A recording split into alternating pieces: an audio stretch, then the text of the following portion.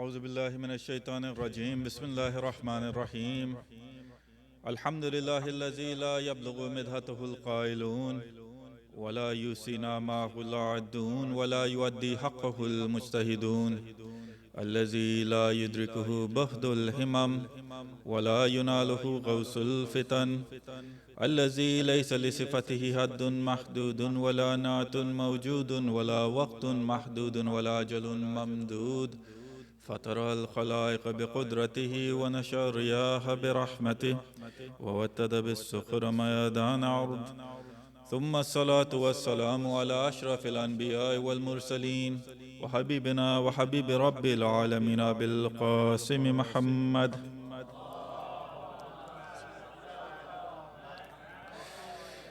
وعلى أهل بيته الطيبين الطاهرين واللعن على أدائهم أجمعين من أول يوم ظلمهم إلى قيام يوم الدين أما بعد فقال الله سبحانه وتعالى في كتابه المبين وقوله الحق بسم الله الرحمن الرحيم يؤتي الحكمة من يشاء ومن يؤتى الحكمة فقد أوتي خيرا كثيرا وما يذكر إلا أولو الألباب صدق الله العلي العظيم.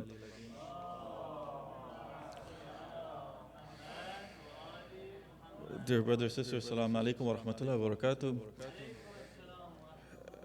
As many of you all know, tonight is the night that we were commemorating the shahadat of Imam Muhammad Baqir alayhi salam. And this Imam of ours, what's sad is that even though we have two Imams that are known as Al-Baqirain, meaning those two that split open knowledge, even though we have two Imams that are known as As-Sadiqain, those two that are truthful, we have so many Shi'as. When it comes to knowledge, they don't delve into knowledge the way Imam Muhammad Baqir wants us to delve into knowledge. When it comes to telling the truth, they don't delve into or they don't speak the truth the same way Imam Jafar Sadiq wants us to tell the truth. Some of us, we don't even know that lying is considered a great sin. Not just a sin, but a great sin. If you read Shahid Dastaghaib's 40 great sins, you'll see that sin number 17 is lying. It's considered to be a greater sin. But most of us, it's easier for us to speak a lie than it is to tell the truth. It's become easier for us to speak a lie than to tell the truth. When in reality, what does Allah subhanahu wa ta'ala say in the Quran about people that lie? Allah subhanahu wa ta'ala, Surah Al-Zumar, verse number 3, Allah subhanahu wa ta'ala says, إِنَّ اللَّهَ لَا يَحْدِي مَنْ هُوَ كَاذِبٌ كَفَّارٌ. Allah subhanahu wa ta'ala does not guide whoever is a liar. Kazib. But then he goes on to say, not just Kazib, but he goes on to say what? Kafar. Kafar is a superlative of what? Kafir. There's kafir and then there's kafar. Just like there's kazib and then there is kazab. Correct? Kazib is just someone that lies. Kazab is someone that does nothing but lie. He lies on top of lies. Kafir. What's kafir mean? Do you all know? Kafir, the general meaning of kafir is someone who hides the truth. Someone who hides, that's it. That's what kafir means in the general sense. When we talk about kafir in a theological sense, the people that do not believe in Allah subhanahu wa ta'ala, we call them kafir. Why? Because they're hiding the truth of the existence of Allah subhanahu wa ta'ala. But here, Allah subhanahu wa ta'ala says what? He does not guide who? The people that lie and who? Kafar. The people that do not just hide the truth, but they continue to hide it. They continue to hide it. When it comes to some of the Shias, when it comes to hiding the truth, we do the same. What kind of truth am I talking about? When it comes to some of the Shias, when it comes to the truth about the Ahlul Bayt alayhim salam, meaning when it comes to some of the miracles that they performed, some of the Shias, what did they say? No. Let's not go there because that amounts to shirk. Let's not go there. Why? Because that amounts to being ghali. Let's not go there. This is a form of hiding the truth. And Allah subhanahu wa ta'ala, He does not guide those types of people. But when it comes to this personality whose shahadat we're commemorating, you'll see that there's so many miracles that he performed. You'll see that even though he performed those miracles, what did he focus on his whole life? What he focused on his whole life was nothing but to spread knowledge. That was it. He spent his whole life to spread knowledge. Many of us don't even know that Imam Muhammad Baqir, how old was he when the events of Karbala happened? He was there, he was an eyewitness to the events of Karbala. The narration states that he was 4 years old, 5 years old max. He saw everything that happened in Karbala. But many of us, we either forget that he was there, or we say, oh, you know what, he might have been too young to remember it. No, there is no such thing for an imam to be too young to remember anything. No, that does not exist. For you and I, that exists, but for imam, that does not exist.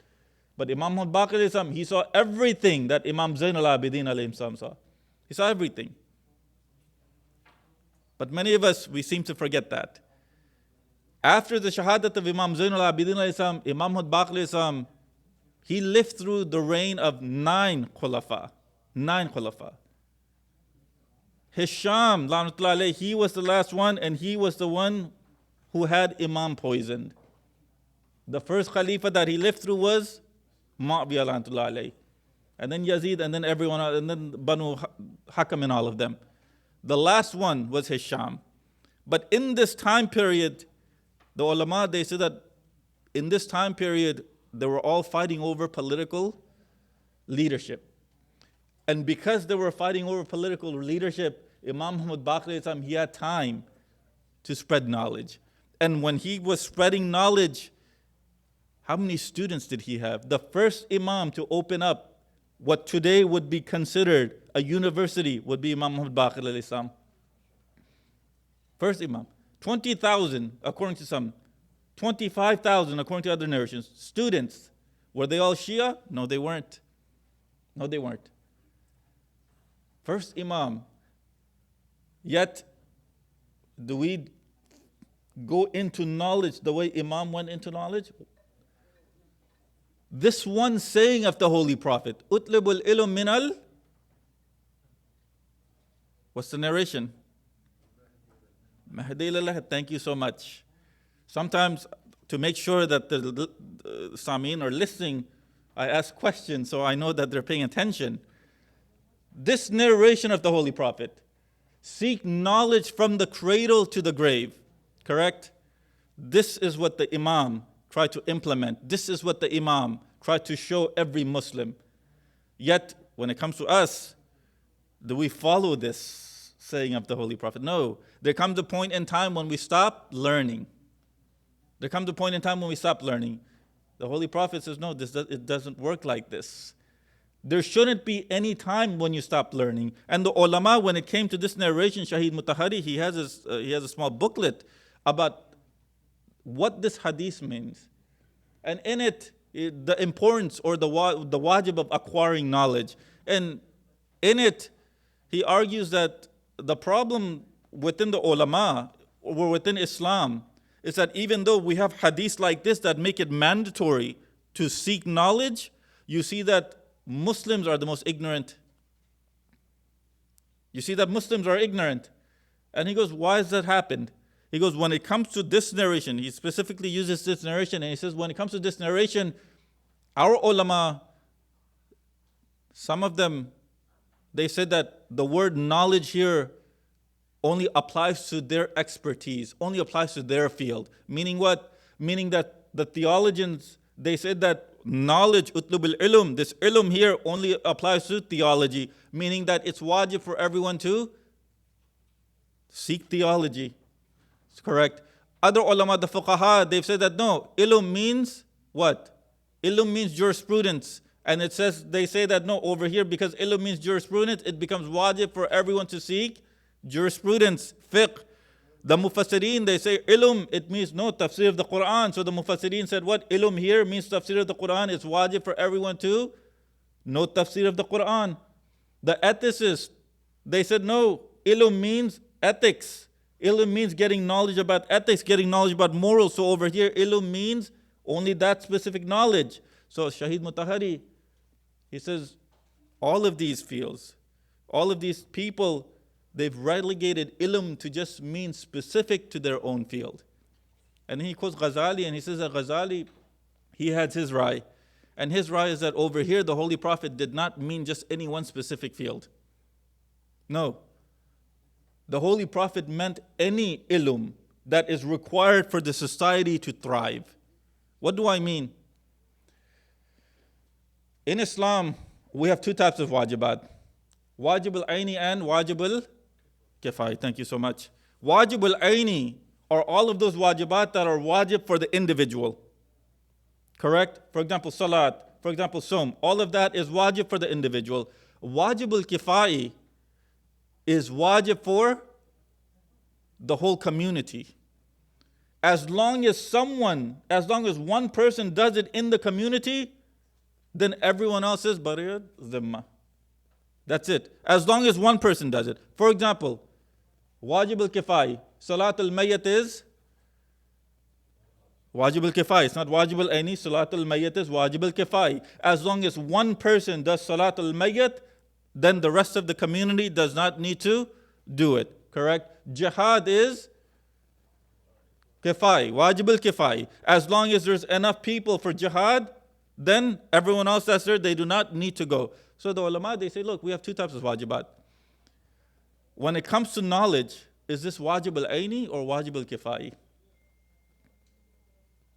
One. Two, when it comes to seeking knowledge, what is this knowledge? Is the seeking of knowledge wajib in and of itself, or is it wajib for something else? What do I mean? Salat is wajib in and of itself. Correct? Is wuzu wajib in and of itself? No. Wuzu is not wajib in and of itself. Wuzu only is wajib when you need to salat. Wuzu is only wajib when you need to touch the Quran. Thank you so much. Correct? So wuzu becomes wajib because of something else. But salat is not wajib because of something else. Salat is wajib in and of itself. Wuzu is wajib for salat. Correct? The ulama, they say the seeking of knowledge over here, is it wajib in and of itself, or is it wajib for something else? It's wajib in and of itself. Wajib for every individual to seek in and of itself. What does this mean? Shaykh Mutari says, look, you need to look at society. And this is what Imam Muhammad Baqir, this is why Imam Muhammad Baqir, when he had students, he did not just teach them all fiqh. Imam Muhammad Baqir, he had students that knew fiqh. He had students that knew how to debate. He had students that knew tafsir of Quran. He had students that knew irfan. He had students that knew all of these sciences. Correct? Why? Because that's what the community needed. That's what the community. This is what the Imam is trying to teach us. Look at what the community needs. If the community needs a doctor, then it's wajib for an individual to go learn medicine. If the community needs an engineer, then it's wajib for an individual to go learn engineering. If the community needs a lawyer, then it's wajib for an individual to go to law. And it's not just wajib for him, but it becomes wajib upon the community to help this individual to go seek that ilm. To seek that ilm. And today, in this day and age, alhamdulillah, we have so many people, Shias, doctors, mashallah, lawyers, engineers. We have a lot of Shias in these fields, in the West. But what is that one field that we don't have many Shias going to from the West? What is that one field that we don't have many Shias going to? When it comes to Islamic studies, we do not have many Shias from the West go to learn Islamic studies. We don't have many Shias. So what does this mean? If it's utlubul ilm, if it's wajib, it becomes necessary for someone to go for Islamic studies, come back to lead the community the way that it needs to be led. And this is what Imam Muhammad Baqir, he's teaching us. by having all of these specialists. One, two, in the Imam's time, one of his most devout companions, Aban ibn Taghlib, the Imam, he used to tell Aban, "Oh Aban, I want you to sit in the masjid and I want you to give fatwas. I want you to sit in the masjid and I want you to give fatwas. I love to see Shias like you. I love to see Shias like you." And you have Shias today that believe that taqleed is not wajib. You have Shias today that say that taqleed, you don't need to do taqleed. It's ajib. Taqleed, when did it start? You had people that were maraja in the time of the Imams. But the Shias, they did not need to resort to them. Why? Because they had access to the Imams. They had access. If you have access to the source of water, are you going to drink from a stream? No, you're not. They had access to the source of knowledge. So there was no need for them to go to people like Aban. Even though the Imam, he said to his Shias that if he gives a fatwa, you can take it. If he gives a fatwa. This is the reason that our Maraja, they say that there's 6 personalities. If a hadith is coming from any of these 6 personalities, you can take it without worrying whether or not this hadith is correct or not. One of those people is Aban ibn Taghlib. A second person is Zurara. A third person by the name of Jabir Jofi. And this Jabir Jofi, he was known as Babul Imam. Imam Baqir, he said that he's the Salman of this time, Jabir Jofi. And a lot of the miracles that Imam Baqir performed, they're narrated by Jabir Jofi. And because he narrated so many miracles, people said that he was ghali. People said that he was ghali. And this is the problem that we had within the Shia community. Why? Because they did not understand what imamat was. And to this day, we have people that do not understand what imamat was. If you look at what Imam Baqir gave to us when it comes to hadith, a lot of the information that we have about the previous prophets, a lot of that information comes from Imam Baqir Islam. Imam Baqir Islam. Most of it comes from Imam Baqir Islam. The story of Hazrat Yusuf alayhi salam, the story of Hazrat Nuh alayhi salam, for example. There's a story where Shaitan, he comes to Hazrat Nuh and he says to Hazrat Nuh, "Ya Nuh, I want to thank you for doing me a favor." And Hazrat Nuh, he says, "May Allah subhanahu wa ta'ala curse you, what favor did I do for you?"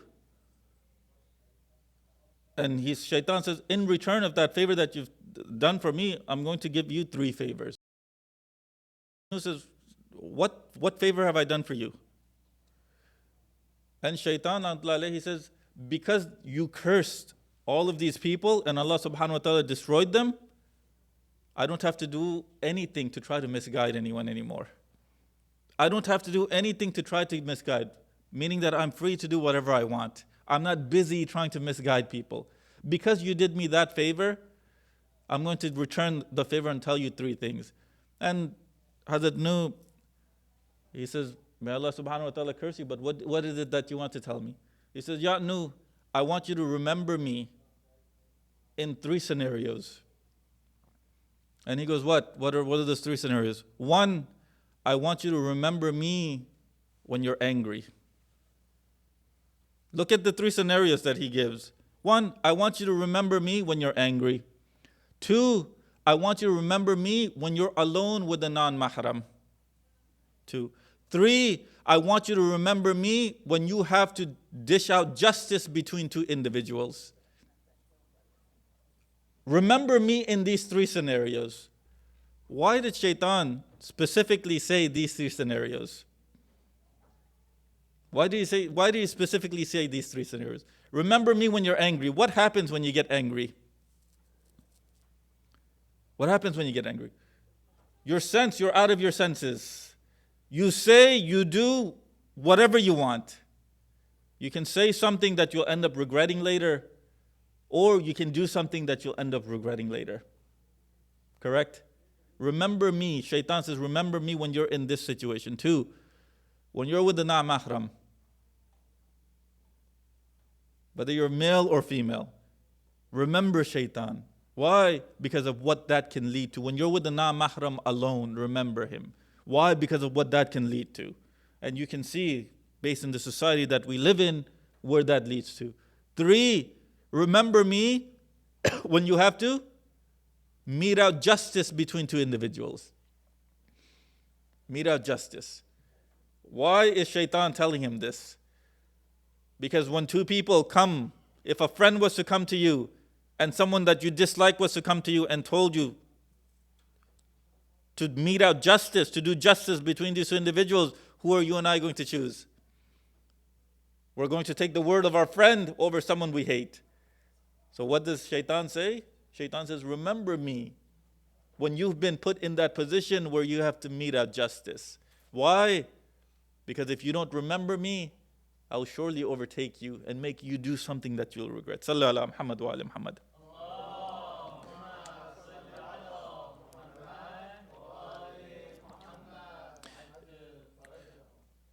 Imam alayhi salam, he completely turned away. He turned away from the political sphere. And when he turned away from that sphere, one of his brothers, he had five brothers. The most famous of him is who? Zayd al-Shahid. From the 5 brothers of Imam Muhammad Baqir, the most famous is Zayd al-Shahid. And we all know what he's famous for the uprising. Because Imam Muhammad Baqir, he stayed quiet, Zayd al-Shahid, he rose up. And to this day, we have a whole group of Muslims that are known as who? The Zaydi Muslims. They follow Zayd al-Shahid. They believe that Zayd al-Shahid, he was the rightful Imam. Correct? Imam Muhammad Baqir, he told them not to do anything. Imam Jafar Sadiq, he also told them not to do anything. But did he listen? No, he didn't listen. He didn't listen. They told him, Imam Muhammad Baqir, he told them that what you're seeking or what you think that you will get in return from rising up, you will not get.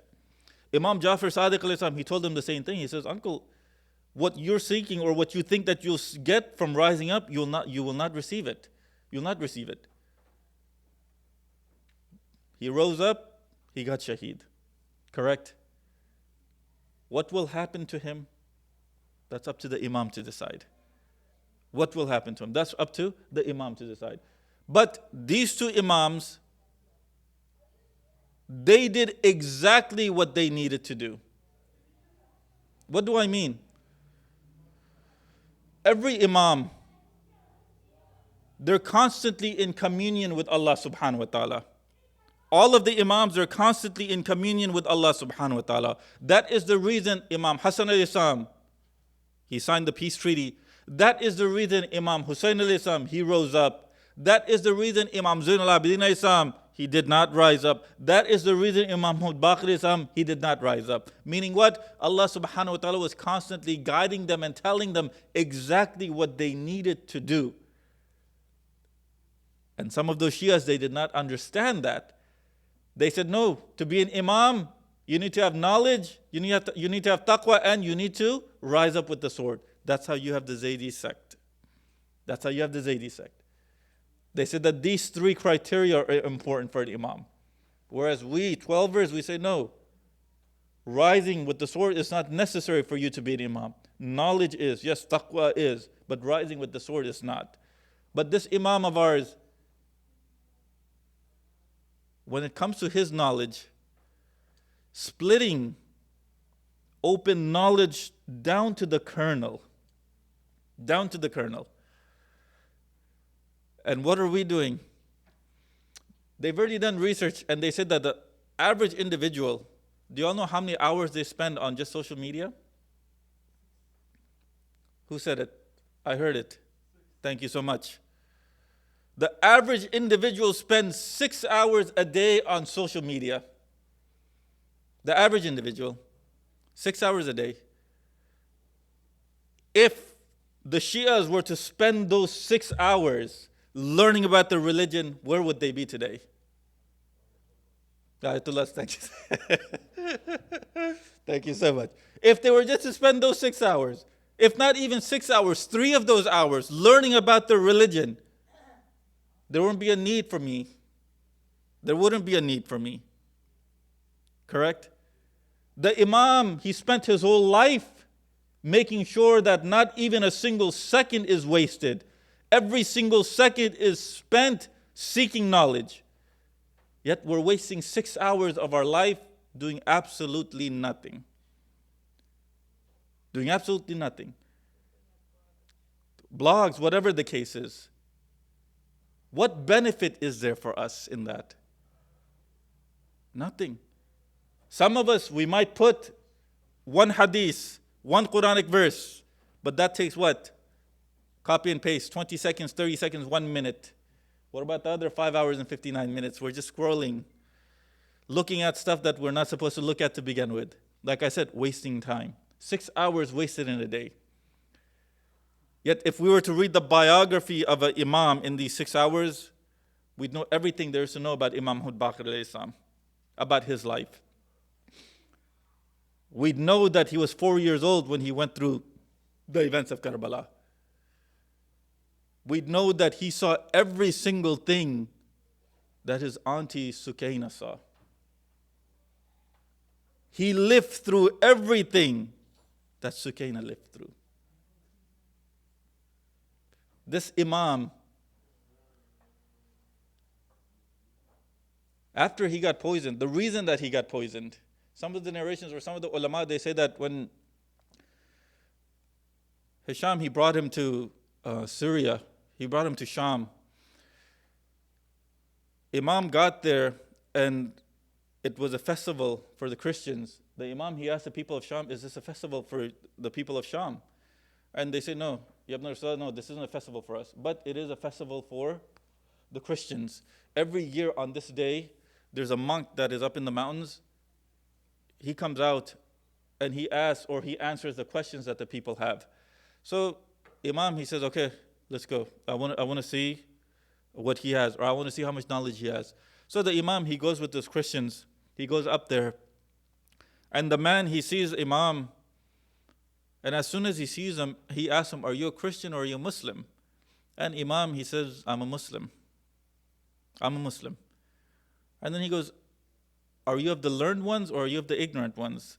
Imam, he replies, I'm not ignorant. He doesn't say, Ana alim. He says what? Lastu bi jahilin. I am not jahil. What's the difference between saying I'm alim and I'm not jahil? Because Imam knows al-alim is Allah subhanahu wa ta'ala.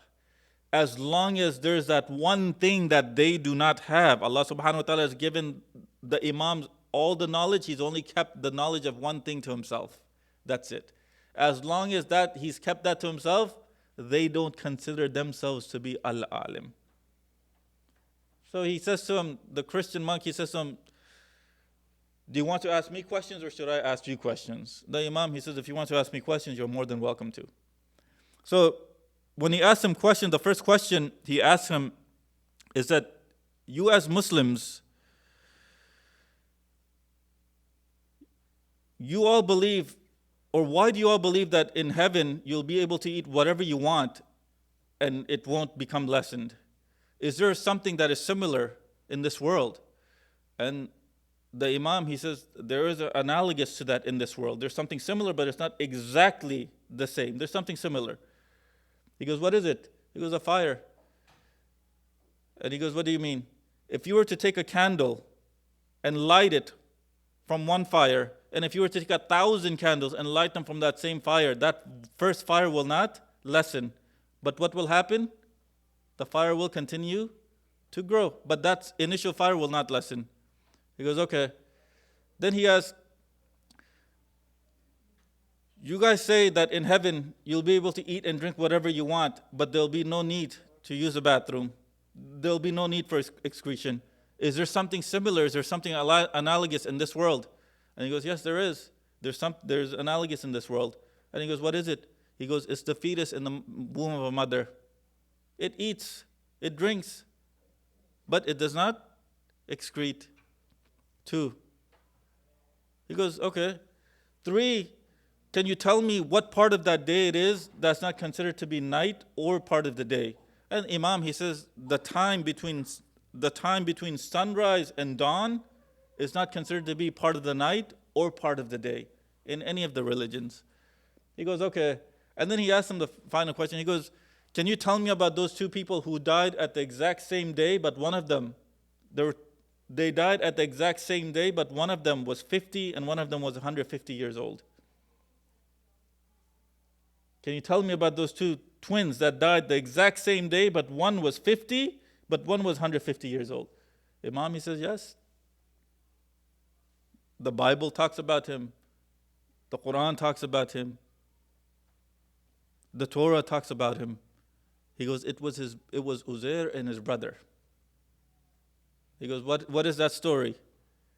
He goes, Uzair, he was passing by a place, and he saw nothing but bones. When he saw nothing but bones, he prayed to Allah subhanahu wa ta'ala, how will you be able to rise them up? Allah subhanahu wa ta'ala, what does he do? He takes the soul of Uzair and the donkey. After a while, he gives them back life, and he asks them, how long were you sleeping for? And Uzair, he says, maybe a day or less than a day. He says, go and look. When he goes to look, he sees what? 300 years have passed. 100 years, sorry, thank you. 100. He sees that 100 years have passed. He sees that 100 years have passed. When he goes to the town, he sees that 100 years have passed. And now when he goes, he sees that everything has completely changed. Grandkids, the kids of grandkids, they're there. And when he tells them who he is, they take him to his brother. When he tells his brother who he is, and he asks him, are you really him? And he says, yes, I'm really him. I'm really him. It was these two. This monk, what does he do? He gets mad at the Christians and he says to them, the only reason that you all have brought this Muslim scholar with you, why? Is because you all wanted me to fail at whatever I was doing, and you wanted to show the Muslims that they have a scholar that has more knowledge than I do. And now you've proved that. And because of this, even if I was to live another year, I'll not come out to see you all again. And the scholars, they say, when this news got to the city that Imam Baqir, he was successful in this debate, Hisham, he didn't like where this was going to lead. He knew exactly where this was going to lead. Meaning what? Meaning that the people, they were going to gravitate towards Imam Baqir. And this is one of the reasons that they say that he had the Imam poisoned later on. For this reason. But this was the life of Imam Baqir condensed. Completely condensed. Where are we when it comes to gaining knowledge? And where is what Imam Baqir taught us? Correct? This same Imam, brothers and sisters, when it came to his final days, what does he do? He tells his aunt, Fatima bint Hussein, he says, Auntie, 58 years of my life have passed. That's all he said. The narrations, they said that's all he said to his auntie. 58 years of my life have passed. And the auntie knew exactly what he was referring to. And she starts to cry. She starts to cry.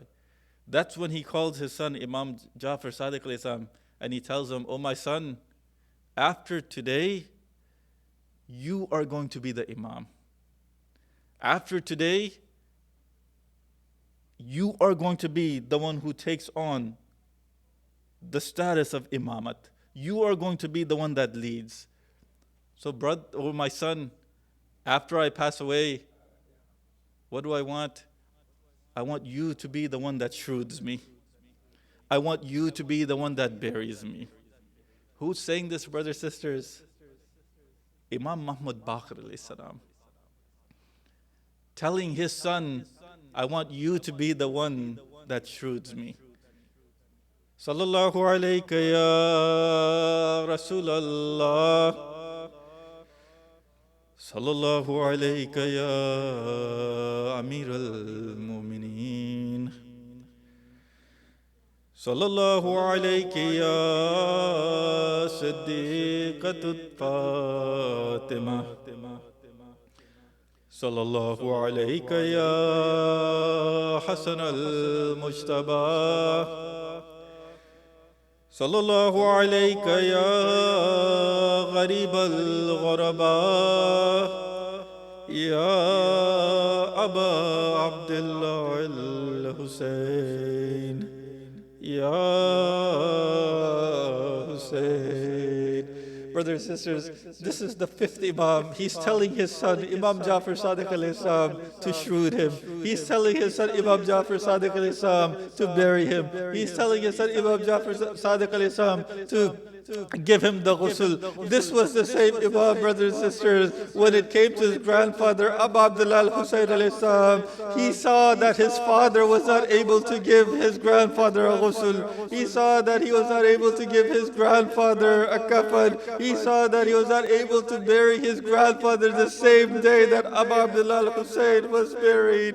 But this is Imam Baqir. Oh, Imam Baqir, you had your son with you when you were passing away. Your son, he's the one who gave you kafan. He's the one who buried you. But brothers and sisters, let's go to Karbala. It's Imam Zayn al-Abidin. And what happened is, it's the night, it's the middle of the night, and it's the Zindan of Kufa. Lady Zainab Slaughter, she's gotten up to recite Salat al-Layl, but she doesn't see Imam Zayn al-Abidin. When she doesn't see Zayn al-Abidin, she turns towards Najaf and she says, oh, Father dear, I only had one Ali left, I only had one Sayyid al-Sajjad, now he's also gone. When she says it, she sees that Imam Zayn al-Abidin, he comes through the gates. When he comes to the gates, the Lady Zainab, she asks, oh, my son Sajjad, where did you go? Hazrat Sajjad, he says, oh, auntie dear, I went to go bury my father. Lady Zainab, she says, oh, my nephew, how did you bury my brother? Imam Zayn al-Abidin, he says, oh, auntie dear, it was very difficult. When I got to the place where my father was,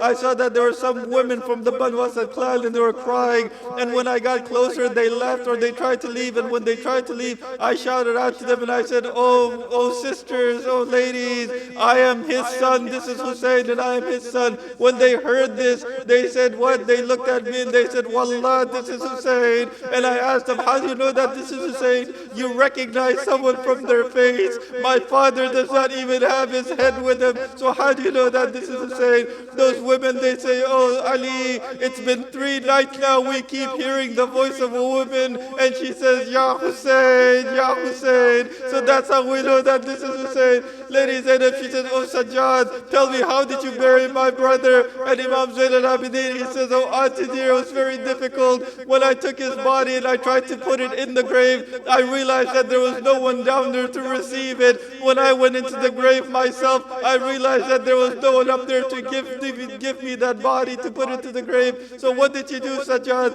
Oh auntie dear, I turned towards Najaf and I said, Ya Jaddi adrikni. Oh grandfather dear, please help me. And as soon as I said this, oh auntie dear, there were 2 arms that came out of the grave. And when those 2 arms came out of the grave, I gave the body of my father Hussein into those arms. Oh Sajjad, were those the 2 arms of my father Ali? Imam Zayn al-Abidin, he says, no auntie dear, they were the arms of my grandmother Fatima.